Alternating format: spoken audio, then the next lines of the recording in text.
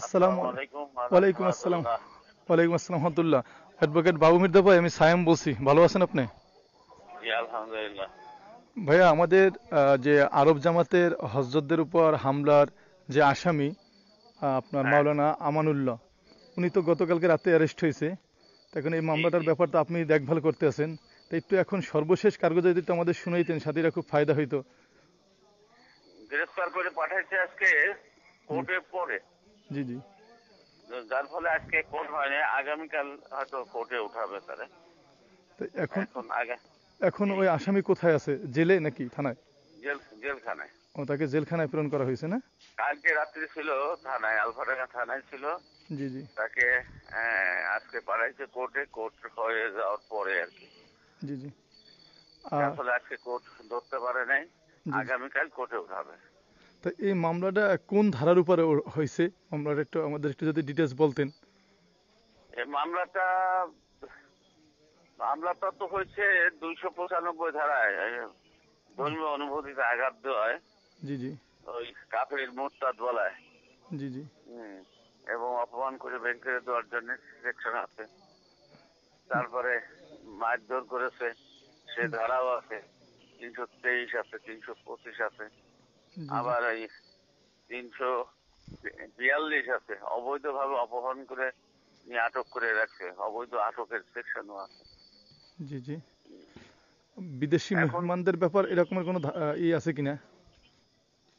না, বিদেশি মেহমান বলে তো কোনো আইনের ভিতরে আইনের কোনো ভিতর নাই। পার্থক্য করে নাই। জি জি জি আমাদের কষ্ট হলে এটা জানলো, এর চেয়েও কিন্তু জঘন্য কাজ করছে অন্য অন্য মসজিদে, জি সেগুলো আমাদের সাথীরা সহ্য করছে। জি আমরাও পাঠাইছি যে কাকরাইলের মুরব্বীরা যদি ফয়সালা দেয় তাহলে মামলা হবে, নাহলে করবো না। জি কাকরাইলের মুরব্বীরা বলছে যে না, সাদ সাহেবের নির্দেশ, আমাদের হজরতের নির্দেশ, মায়ের খাবা, কখনো মারবা না, তোমরা সবর করো। জি জি সেইভাবে এই মামলা হয়নি, কিন্তু এটা বিদেশি জামাতের সাথে এই ব্যবহার করা, তাদেরকে এইভাবে জোর করে বাড়ি করে দেওয়া, জি জি এই জন্যেই এখানকার সাথীরা সবাই মিলিত পরামর্শ করে মামলাটা করেছে, থানায় করেছে, থানাওয়ালারা নিয়ে নেই। পরে কোর্ট কেস করা হয়েছে। মামলার গুরুত্ব বুঝে বিজ্ঞ ম্যাজিস্ট্রেট মাসুদ আলী সাহেব সরাসরি ওয়ারেন্ট দিয়েছেন সব আসামি। জি এই ওয়ারেন্টের বলে একজনকে গ্রেফতার করেছে, আর সব আসামি পলাতক। জি জি। তা এখানে টোটাল আসামি কতজন? এটা তো রেকর্ড না দেখে বলা মুশকিল, সম্ভবত 17 জন বোধ হয়, সম্ভবত আর কি। সম্ভবত না। হ্যাঁ, আরো নাম না জানা অনেক আসামি আছে। অজ্ঞাত আছে নাকি? জি। আহ, হ্যাঁ, তারা 200-300 লোক নিয়ে চলে আসে, মাদ্রাসার ছাত্র, জি জি বিভিন্ন মাদ্রাসার শিক্ষক, এদের নিয়ে চলে আসে। জি।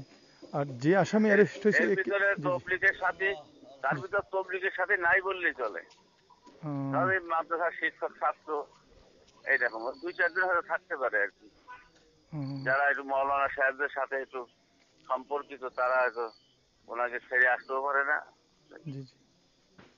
আহ, তো ঠিক আছে ভাই, আলহামদুলিল্লাহ, ভালো কার্যকরী শুনলাম আমরা। তাহলে আগামীকালকে যদি সম্ভব হয় আপনার সাথে একটু কথা